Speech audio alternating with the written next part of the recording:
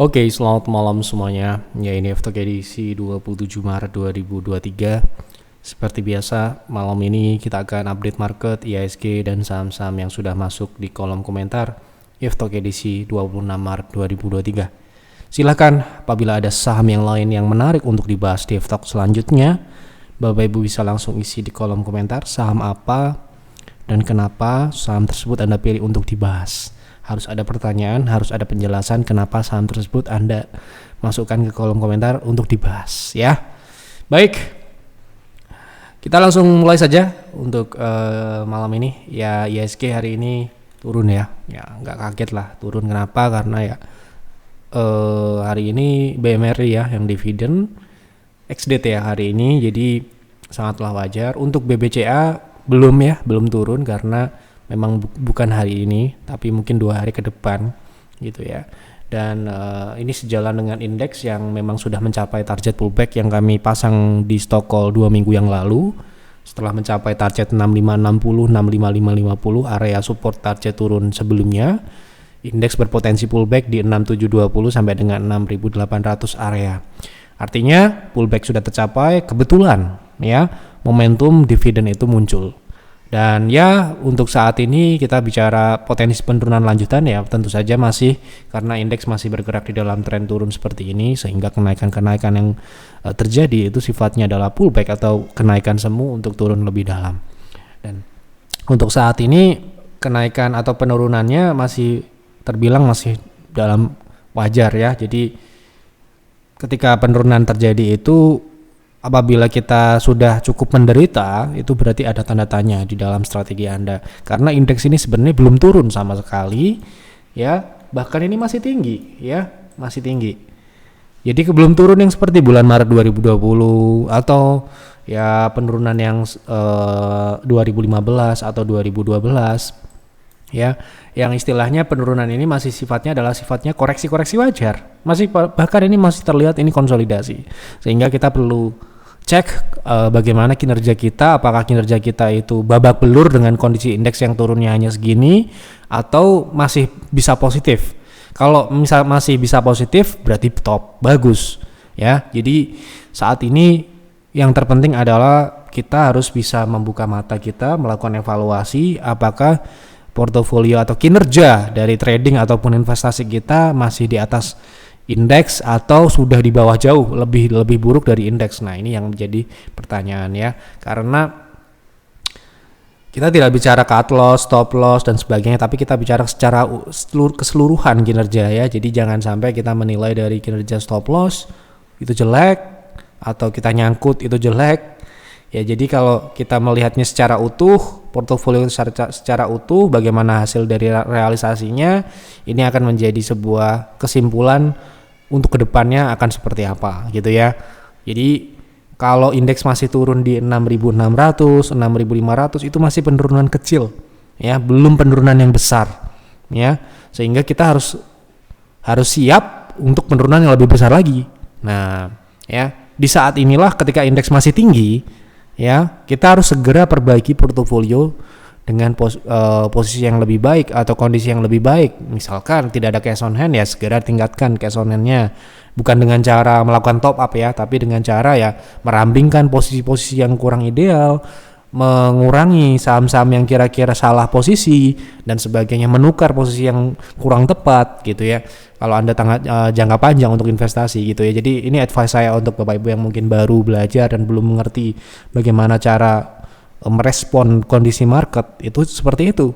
Jadi market seperti apa, kita seperti apa, itu harus dilakukan evaluasi. Jangan sampai kita melihat indeks turun misalkan 1% terus kita turun tuh menyalahkan indeks. Bukan, karena ya mungkin kita yang kurang melakukan evaluasi, kita yang kurang melakukan perubahan strategi ya.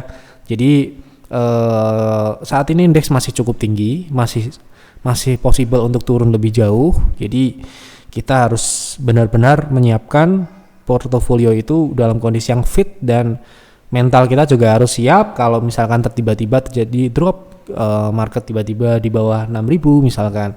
Jadi di sini kita masih bicara penurunan yang wajar. Bahkan kalau indeks turun ke bawah 6.000 ini ini pun masih dalam kategori yang wajar 0,3 ya, target minimal koreksi sebuah wave ya. Jadi kita harus siap itu. Kalau turunnya ke 6.600 kita sudah demam, menggigil ya, kita harus tahu, kita harus cek kesehatan dari portofolio kita, bagaimana kita trading, bagaimana kita investasi ya. Seperti itu kira-kira. Jadi untuk indeks masih sama, tapi saya tambahkan dengan advice yang mungkin berguna karena indeks masih dalam kondisi yang tinggi dan baru saja seperti ini kondisinya ya. Jadi sangatlah baru dan ini mungkin bisa terjadi beberapa bulan ke depan gitu ya.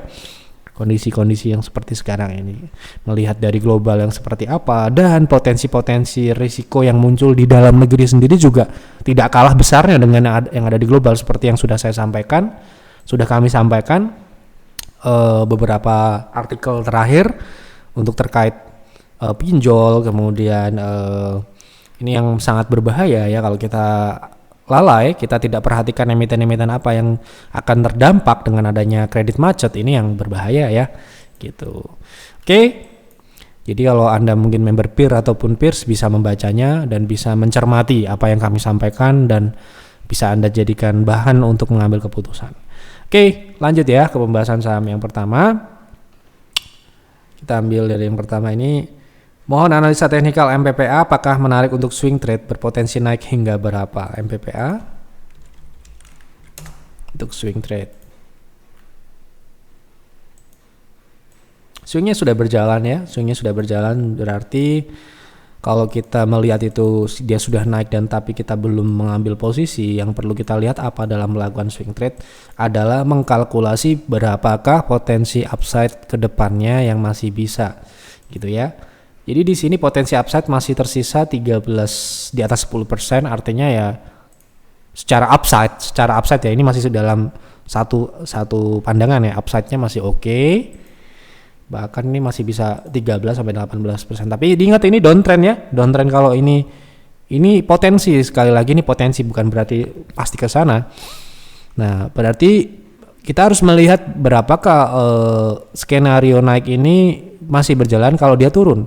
Nah, di sini downside terdekat. Jadi kalaupun dia masih ke sini, dia masih bisa turun 14% ke bawah, sehingga kalau beli di sekarang ini risk rewardnya kira-kira ya hampir 50-50 ya. Jadi kalau saya ya sudah terlambat kalau beli di sekarang ini, mungkin momentum beli yang terbagusnya adalah di 83 ini, ketika dia membentuk dua candle bagus ini baru Anda mungkin bisa beli untuk swing di downtrend ini ya. Kemudian TP-nya di harga saat ini di 100 level psikologis, kemudian TP keduanya di 116 sampai dengan 120. Nah, kalau misalkan Anda terlambat membelinya atau baru lihat hari ini, Anda bisa coba tunggu, kalau nggak dikasih nggak masalah ya di 89 atau 90 ya. Karena kalau Anda beli di 89 atau 90, Anda bisa proteksi itu di 83 ke bawah. Artinya lebih minimal risknya dibandingkan Anda beli di harga saat ini atau penutupan hari ini di harga 100, yang mana itu adalah TP terdekat untuk swingnya. Seperti itu. Minta tolong bahas data secara teknikal, apakah menarik untuk entry? Berarti trading ya. Oke. Ini masih downtrend juga, dan kalau saya lihat di sini downtrendnya ini melambat menjadi konsolidasi menyempit. Nah, berarti yang kita harapkan adalah kenaikan di dalam konsolidasi ini dulu ya. Nah, berarti ini masih memiliki potensi upside 10-12% dengan risk 9% ya, hampir 50-50 ya, yang bersama ya, sebenarnya agak terlambat. Jadi kalau dikasih koreksi aja, terjadi pelemahan sedikit atau turun sedikit di 75 atau mungkin bagusnya lagi di 70, itu mungkin masih bisa dengan proteksi minimal di 67 ke bawah gitu ya. Jadi kalau beli harga saat ini menurut saya agak tinggi, risknya 9%. Jadi kalau Anda mau secara teknikal 9%, tapi kalau Anda mau batasi 5% itu akan sangat mungkin gampang untuk terstop loss karena ini saham nominal kecil. Jadi bagusnya ini tunggu buy on weakness di 73, dikasih atau tidak saya nggak tahu ya. Gitu. TP-nya di 85 sampai dengan 90-an. Nah, kira-kira itu masih di area konsolidasi ya. PTMP luar biasa Pak, Kamsia PTR dan Pak Yef. Ini PTMP saya lihat ada 2 ya. Pak Yev, mohon bahas PTMP dari segi teknikal mungkin ini maksudnya, dan target TP-nya di mana, apakah masih terus naik? Tidak ada saham yang terus naik, ada saham naik dan turun. PTMP kebetulan PTR, mungkin kalau Anda follower kami di Instagram, pernah kami bahas kemarin, inilah saham yang berpotensi menyusul elit ya, saham elit yang minggu lalu naik menjadi top gainer. Nah, PTMP inilah sahamnya. Ya, kalau Anda cek di Instagram terakhir, Anda udah follow Instagram kami di YF Advisor, kemungkinan Anda sudah melihatnya kalau sudah follow. Ya, yang postingan elit saham top gainer minggu ini, dan di slide terakhir gitu ya, ini adalah saham yang akan menyusul elit dengan potensi kenaikan yang lebih besar. Ya. Jadi ini PTMP adalah saham yang kita beli di tanggal 21 Maret ya. Jadi saham ini yang hari ini naik ya. Hari ini naik berapa persen? Wow, ya. Jadi hari ini indeks turun 0, ya tipis-tipis saja 0,7 ya. 0,7 itu turunannya belum terlalu dalam lah. Tapi tentu saja masih ada saham yang naik seperti biasa. Jadi ya kalau kita bicara market turun, market naik, ya bagaimana kita menyikapinya, bagaimana kita menjalankan sebuah strategi. Kalau sahamnya kiranya bisa melawan market, ya ini adalah saham pilihannya ya. Kebetulan ya kita beruntung lagi kemarin saham elit minggu lalu ya. Kemudian King ya, yang juga naik ya. King hari ini naik ARA lagi. Nah ini PTMP ini nggak ARA tapi naiknya cukup besar 10%-an ya. Tetap kita syukuri, ini berarti kita beli di 142, sekarang ini sudah 14 atau 15%-an. Harus bersyukur, jangan sampai tidak bersyukur. Jadi kalau kita dikasih profit ketika market lagi nggak bagus atau market lagi turun, itu harus bersyukur ya. Dan kalau kita sudah mungkin merealisasikan profit itu, ya sebagian kita bagikan, mumpung nih bulan Ramadan, bulan puasa, kita berbagilah. Nggak cuma buat yang muslim, semua agama, semua kalau namanya orang sedekah itu akan mendapatkan feedback yang lebih besar dari yang di atas. Jadi kalau kita dikasih profit seperti misalkan contohnya elit atau PTMP, ketika market turun ini berarti kita dipercayakan, diamanahkan rezeki yang lebih dari yang lain-lain kan. Secara logika seperti itu. Makanya sebagai orang yang amanah ya kita harus berbagi. Walaupun itu sedikit, tidak banyak, itu sudah bagus. Ya, kita syukuri itu dengan cara seperti itu. Ya, bersyukur itu tidak cuma kalau orang muslim bilang alhamdulillah, bukan hanya seperti itu, tapi juga berbagi, ya, berterima kasih pada Tuhan, ya, juga berbagi pada sesama. Nah, ini PTMP ini kalau kita bicara potensi teknikalnya masih ada potensi lanjutan ke 2,6, target ekstensinya di 185 ya. Jadi masih kira-kira masih bisa mungkin 25%-an. Wah, lebih ya. 28%-an dari harga beli kita. Jadi kalau mungkin Anda beli ikut PTR di 142, atau ini sebenarnya setelah kita beli ya, sedikit cerita ya. Jadi saham yang kita beli ini PTMP ini atau saham elit juga, setelah kita beli tuh nggak langsung naik gitu, nggak.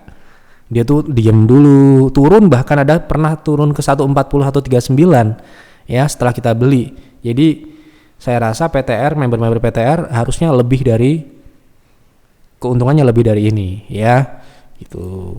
Jadi ini potensinya 28%. Jadi apakah akan terus naik? Tidak ya, akan ada turunnya juga. Sehingga ya kalau Anda mau trading, kalau sudah diberikan profit sesuai dengan target, ya bijaknya adalah mengambil walaupun itu hanya sebagian dan membagikan sebagiannya lagi kepada tetangga, kepada saudara yang membutuhkan atau yang kiranya butuh untuk kita berbagi ya gitu. Oke, cukup ya untuk BTMP, masih berpotensi lanjut ke ekstensi kedua, jadi mungkin akan lebih. Selamat malam Pak, hari ini King kembali ARA dan saya masih hold pembelian sesuai rekomendasi PTR. Bijaknya jual di harga berapa Pak Yusuf? Terima kasih untuk jawabannya. King sudah mencapai TP kedua ya. Ini kenaikannya arahnya nggak banyak ya. Jadi ini kita beli kemarin di harga sebentar ya di 172, hari ini King di harga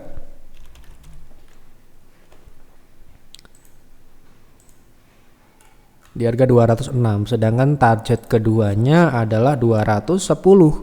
Jadi bijaknya ya TP sesuai dengan trading plan kita ya. Ini sudah 22%-an kalau Anda bisa TP di 210. Bisa lebih tinggi lagi nggak? Kira-kira bisa, tapi kan kalau sudah mencapai TP, kalau kita sudah memang merencanakan itu dan diberikan, ya kita harus bersyukur untuk mendapatkan profit seperti itu di hari ini kan nggak gampang ya.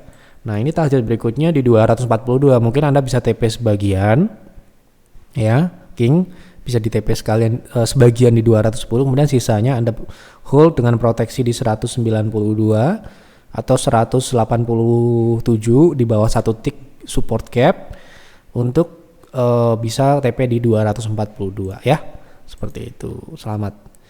BMRI yang hancur Pak, BBCA turun tipis tadi ya sudah saya bahas. BMRI hari ini ex-date, sedangkan BBCA belum.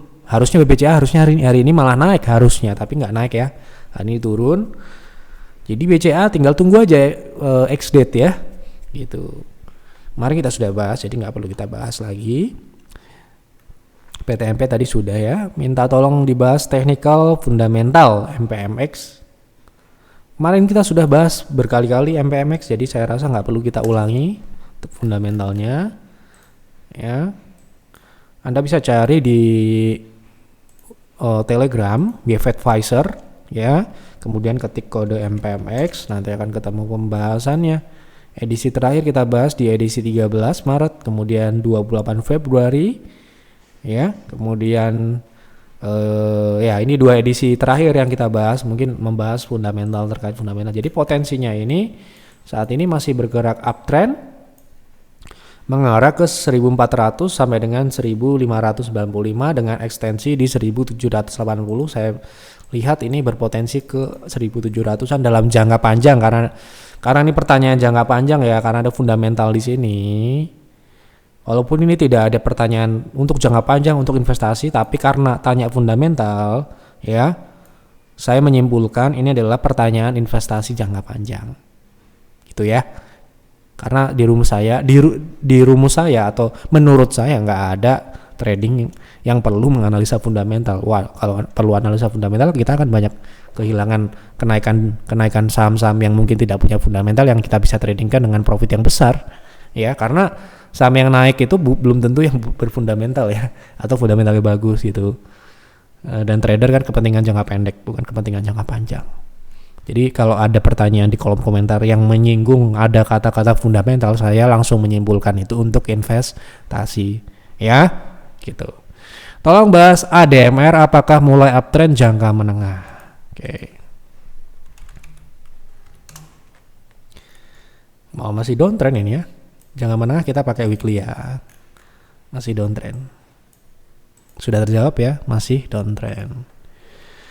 Oke, tolong bahas saham Cleo untuk trading masuk di harga berapa? Oke, Cleo terakhir konsolidasi, masih konsolidasi sepertinya.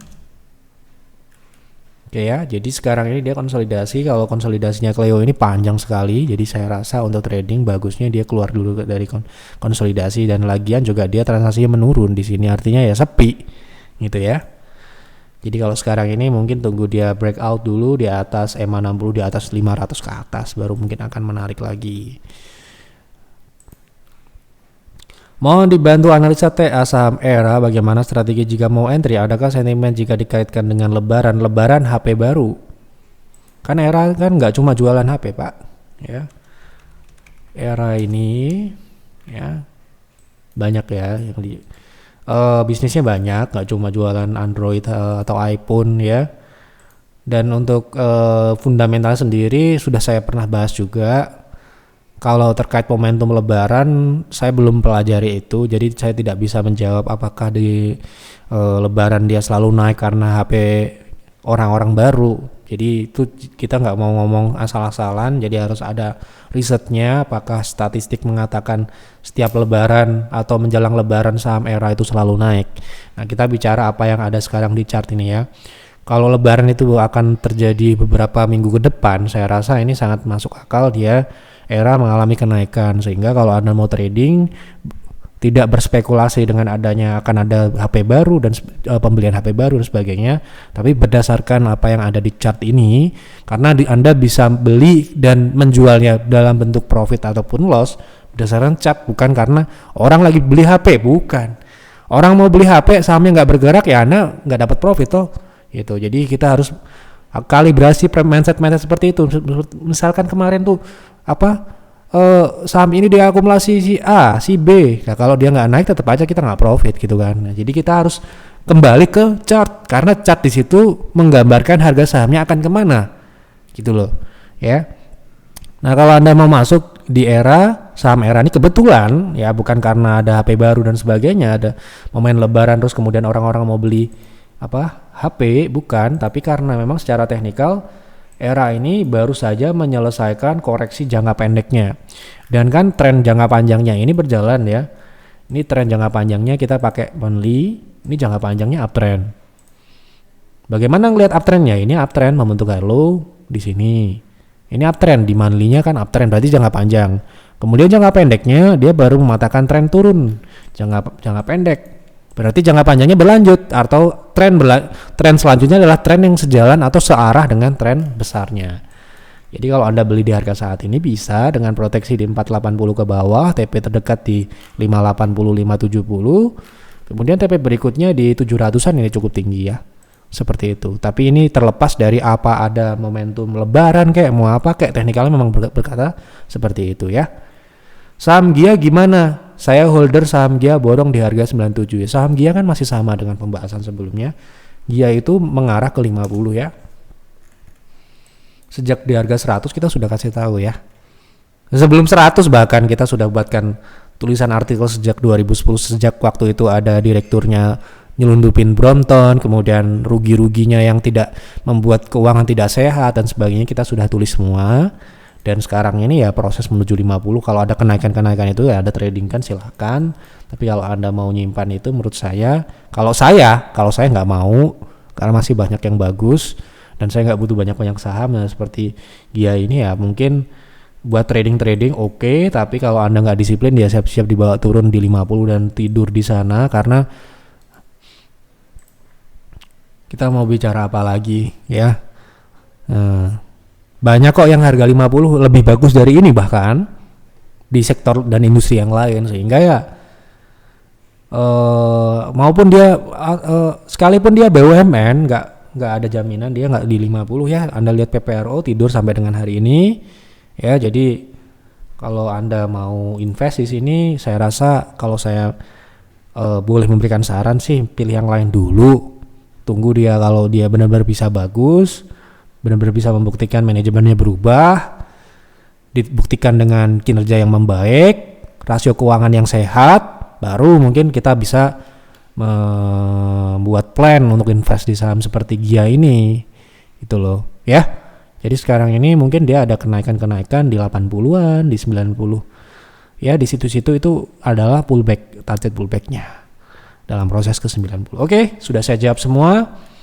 Cukup ya untuk GFTalk malam ini. Saya lagi baca-baca, besok ada rilis stock picks terbaru atau rekomendasi saham invest baru ya. Jadi ketika market seperti sekarang ini, kita masih bisa menemukan saham-saham yang sangat bagus, sangat sehat, sangat tumbuh bagus untuk pertumbuhannya, profitabilitasnya meningkat, tidak hanya tebal tapi meningkat. Dan ini yang kita harus eksplor. Jadi besok pagi atau mungkin 2 hari lagi kita akan rilis itu untuk peer ya, untuk peer. Jadi kemarin yang benar-benar baru, selain dapat rekomendasi sebelumnya, kemarin bulan Februari kita rilis satu untuk switching position dari sebuah saham yang kurang bagus, kurang perform, kita switching ke situ. Kemudian ini saham yang baru dan fresh karena kita sudah pantau berbulan-bulan. Dan saya rasa bulan Maret atau bulan April adalah waktu yang tepat untuk melakukan akumulasi di peer ya. Gitu saja untuk, oh ya ini ya saham yang juga di PTR besok. Kalau mungkin Anda ketinggalan PTMP, ketinggalan King, masih ada saham satu lagi, tiga saham yang hari ini kita beli. dan hari ini langsung naik ya, NSSS ataupun saham yang mungkin baru-baru mulai naik ya. Ini adalah saham berikutnya yang mungkin akan menjadi saham top gainer setelah Elite, PTMP, King. Ya, ini adalah salah satu saham di PTR ya, ini nggak di Peer atau Peers. Jadi ini saham trading.